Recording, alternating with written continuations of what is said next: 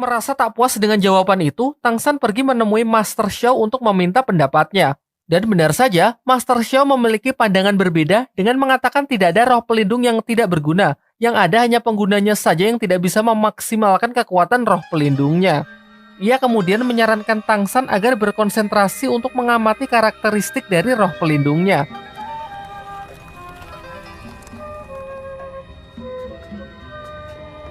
Singkatnya, dengan bantuan Xiao Wu yang tanpa ia sengaja, Tang San berhasil memahami karakteristik yang dimaksud. Lantas ia pun segera mengabarkan apa yang telah ia temukan ke Master Xiao. Setelah itu, Master Xiao membimbing Tang San untuk mengeluarkan perwujudan dari roh pelindung rumputnya, juga menyarankan agar menjadi Master Roh tipe pengontrol. Hal ini karena roh pelindung milik Tang San berupa benda hidup yang sangat fleksibel. Ternyata saran dari Master Xiao cukup berguna. Tang San pun berhasil mengembangkan rumput kecilnya menjadi sebuah tali akar pohon, meskipun ia belum bisa mengontrolnya sama sekali.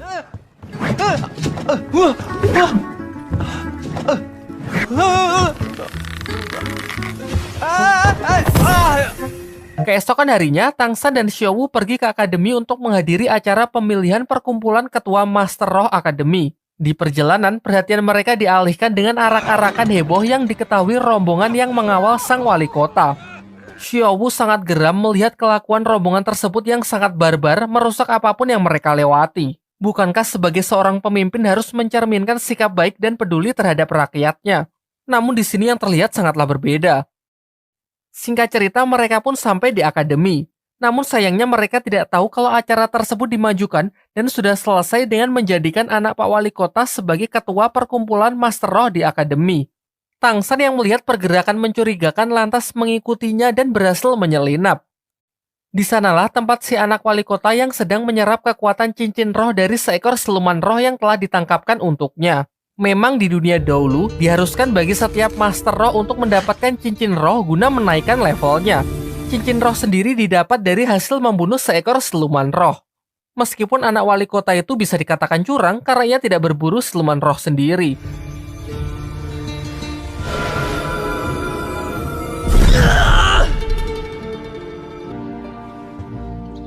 Malam harinya, Tang San menemui Master Xiao agar membantunya berburu cincin roh pelindung yang cocok untuknya. Singkatnya, Master Xiao bersedia untuk membantu. Ia kemudian mengeluarkan roh pelindungnya yang ia panggil Lao Shipao yang berwujud anjing berhidung babi untuk ditukarkan dengan tiket masuk hutan berburu. Diketahui bahwa hutan berburu merupakan tempat tinggal dari banyak siluman roh. Di perjalanan, Master Xiao mengatakan kalau transaksi ini hanyalah sebuah trik, karena roh pelindungnya pasti akan kembali tak peduli dimanapun ia ditinggalkan. Singkat ceritanya lagi, mereka pun diperbolehkan masuk setelah menunjukkan tiket mereka kepada para petugas yang berjaga di depan gerbang. Terlihat juga Tang San membawa gerobak berisi banyak lobak yang Master Xiao katakan akan berguna di dalam hutan.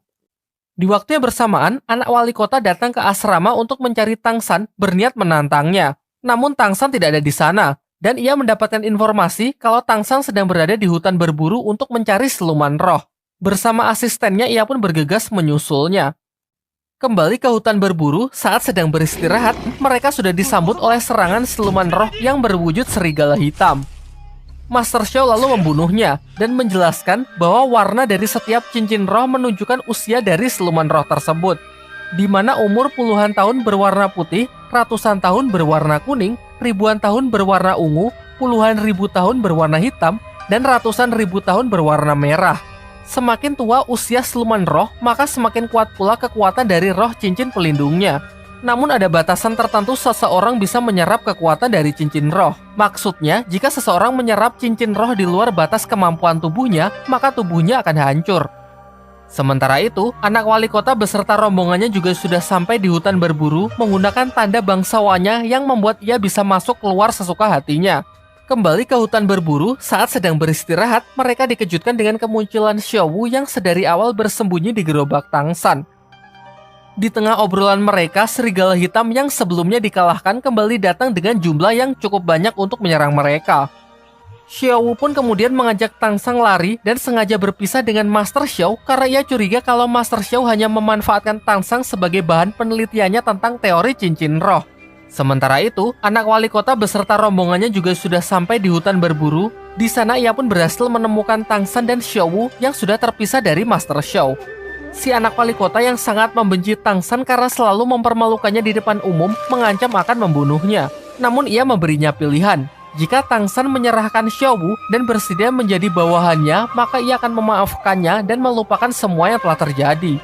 Pilihan Tan Sang pun sudah jelas, ia pun melakukan perlawanan meskipun kalah dari segi jumlah. Tiba-tiba di tengah kericuhan mereka, Lao Xingpo, roh pelindung milik Master Xiao muncul dari semak-semak yang diikuti roh siluman ular yang diperkirakan berusia ratusan tahun.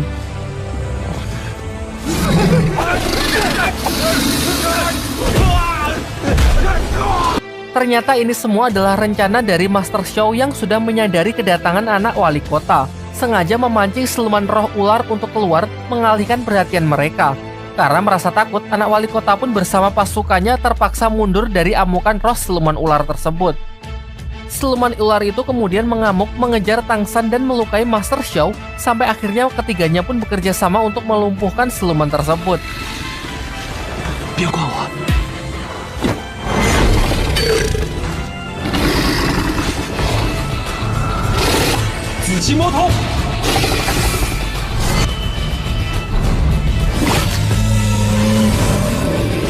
Master Xiao lalu menyuruh Tang San untuk menyerap cincin roh dari sang siluman ular tersebut.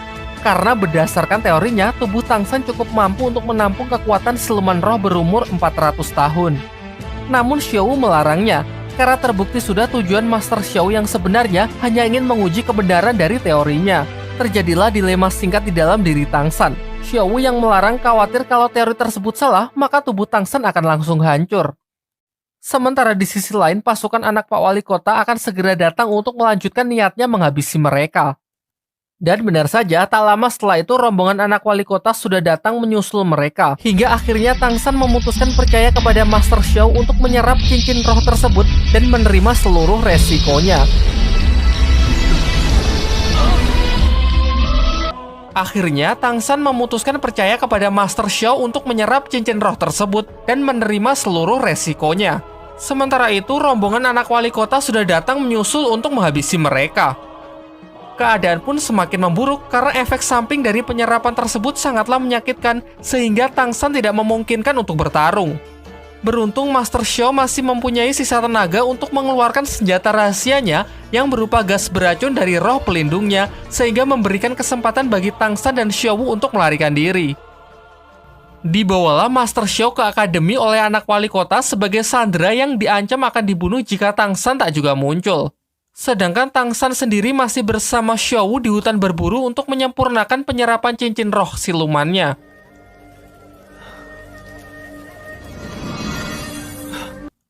Singkatnya, setelah melewati masa kritis, ia pun berhasil mengkombinasikan kekuatan cincin roh siluman ular dengan roh pelindung rumput peraknya yang menghasilkan kemampuan tali akar beracun. Sementara tanpa sepengetahuan dari Tang San, Xiao Wu juga berhasil mendapatkan cincin roh silumannya dari segerombolan serigala hitam yang berhasil ia jinakkan. Setelah kembali ke akademi, Tang San mendapatkan informasi dari Hua Sheng kalau anak Pak Wali Kota menyekap Master Xiao di belakang gedung akademi. Tanpa pikir panjang, ia pun bersama Xiao Wu segera pergi untuk menyelamatkannya.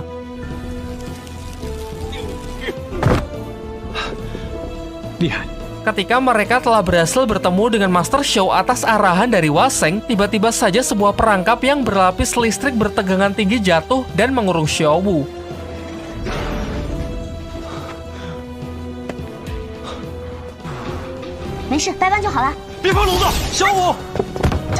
Ternyata ini adalah sebuah perangkap yang sudah disiapkan oleh anak si wali kota. Ia sengaja menyuruh Hua Sheng untuk buka mulut memancing Tang San dan Xiao Wu supaya masuk ke ruangan ini. Walaupun Hua Sheng juga terpaksa melakukan hal tersebut karena si anak wali kota telah mengancam akan membunuh keluarganya. Di sini kemudian anak wali kota mengatakan bersedia membebaskan Xiao Wu asalkan Tang San memenuhi dua syaratnya. Pertama, memperkenalkannya kepada Suyanto, Master Roh yang merekomendasikan Tang San kemarin. Dan syarat kedua, Tang San harus bersedia menjadi bawahannya untuk selamanya. Namun Tang San dengan tegas menolak dan lebih memilih untuk membebaskan Xiao Wu dengan caranya sendiri.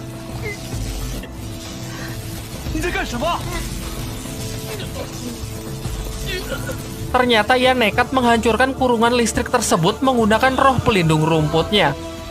Meskipun dikatakan mustahil, nyatanya ia berhasil membukanya.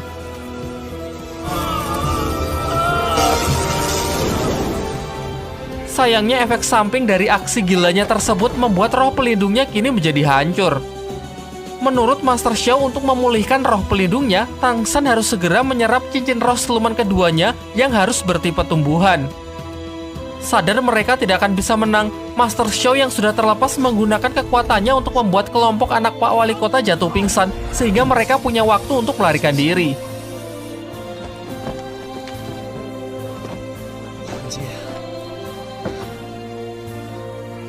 Tak lama setelah itu, efek gas tersebut perlahan mulai hilang, dan Wasenglah yang pertama kali tersadar. Dirinya yang telah dibutakan dengan dendam dan kebencian menggunakan kesempatan ini untuk membunuh anak wali kota demi memastikan keluarganya akan tetap aman. Saat bala bantuan sudah datang, tidak ada satupun saksi mata yang melihat pembunuh dari anak wali kota. Asistennya yang baru tersadar menduga kuat kalau Tang Sanlah pelakunya. Sementara itu, Tang San, Xiao Wu, dan Master Xiao pergi ke desanya Tang San untuk mencari tempat yang aman. Di sana mereka bertemu dengan ayahnya Tang San yang ternyata diam-diam selalu mengikuti mereka sehingga ia tahu kronologi yang sebenarnya. Lantas ia segera menyuruh Xiao Wu dan putranya tersebut untuk segera melarikan diri karena ia tahu bahwa pemerintah tidak akan mengampuni mereka. Tang San dan Xiao Wu kemudian bertemu dengan kepala desa. Sang kepala desa memberitahukan kalau mereka kini sedang diburu oleh pihak pemerintah karena dituduh telah membunuh anak wali kota. Tang San yang merasa tak bersalah memutuskan untuk menyerahkan dirinya agar masalah ini cepat selesai. Namun utusan dari wali kota mengatakan kalau nyawa 2 orang saja belum cukup untuk membayar kematian dari si anak wali kota. Lantas ia ingin membunuh seluruh keluarga Tang San beserta penduduk desa ini. Dari sini terungkap juga identitas ayah Tang San yang sebenarnya, orang yang sangat berpengaruh di dunia dahulu. Namun karena suatu alasan ia memilih untuk mengasingkan diri dan memutuskan membesarkan putranya di desa terpencil ini. Sementara itu, ayah Tang San yang tahu kalau roh pelindung putranya sudah hancur, membuka sebuah segel di bawah rumah yang di sana tersimpan siluman roh bertipe tumbuhan peninggalan dari ibu Tang San. Kemudian ia mempercayakan masalah ini kepada Master Xiao, sedangkan dirinya sendiri akan pergi ke kota untuk menyelesaikan akar dari permasalahan. Selepas itu, Master Xiao segera kembali untuk membangkitkan roh siluman rotan yang tadi sudah dibuka segelnya oleh ayah Tang San. Ia berencana memanfaatkan amukan dari siluman tersebut untuk mengalihkan perhatian dari pasukan utusan wali kota.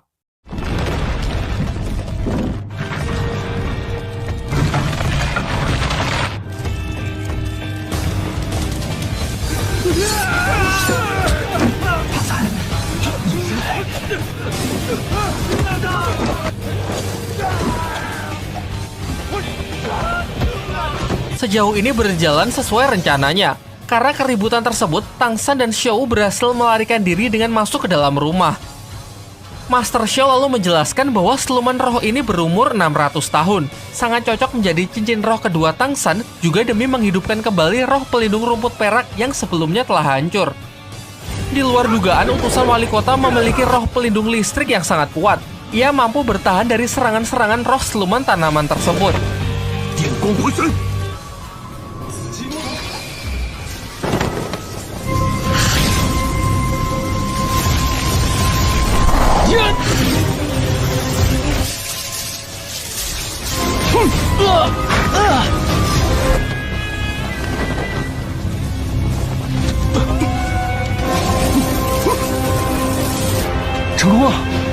Singkat cerita, berkat bantuan dari Xiao Wu dan amukan dari siluman roh, Tang San pun berhasil mengalahkan utusan wali kota tersebut. Setelah pertarungan itu, roh siluman pun melemah. Kesempatan inilah yang dimanfaatkan Tang San untuk menebangnya demi mendapatkan cincin keduanya. Karena penyerapan 2 cincin roh dalam waktu yang berdekatan membuat tubuh Tang San sangat kesakitan. Xiao Wu yang melihat Tang San sangat menderita, memberikan sedikit energinya untuk membantu Tang San. Singkatnya, Tang San pun berhasil melewati masa kritis dan mendapatkan cincin roh keduanya. Di waktu yang bersamaan, ayah Tang San sudah sampai di kota, menghentikan rombongan dari wali kota dan sendirian ia dapat mengalahkan para pengawal tersebut demi membunuh sang wali kota. Diperlihatkan malam harinya, alih-alih berduka atas kematian pemimpinnya, para warga pun sangat senang karena kini mereka telah terbebas dari wali kota yang kejam yang selalu menindas rakyatnya. Kembali ke rumah Tangsan. Terlihat mereka tengah merapikan tempat itu yang sebelumnya heboh akibat bentroknya dengan pasukan wali kota. Tiba-tiba Master Xiao mendapatkan telepati dari ayah Tangsan agar menemuinya di luar rumah tanpa memberitahukan yang lain. Ayah Tangsan memberikan sebuah obat kepada Master Xiao yang dapat membantu Tangsan dalam proses penyembuhan roh pelindungnya. Sekaligus ia juga ingin berpamitan karena mulai sekarang ia akan mempercayakan putranya kepada Master Xiao dan meminta agar identitasnya tetap dirahasiakan dari Tangsan. Namun ternyata Tangsan tidak sepolos itu. Ia pun menyusul Master Xiao dan mengatakan mustahil ia tidak dapat merasakan hawa keberadaan dari ayahnya. Ia kemudian berjanji akan berlatih lebih giat untuk membuktikan bahwa ia bisa menjadi Master Roh yang terkuat. Baru setelah itu ia akan menagih janji ayahnya untuk menceritakan sejarah lengkap mengenai keluarganya.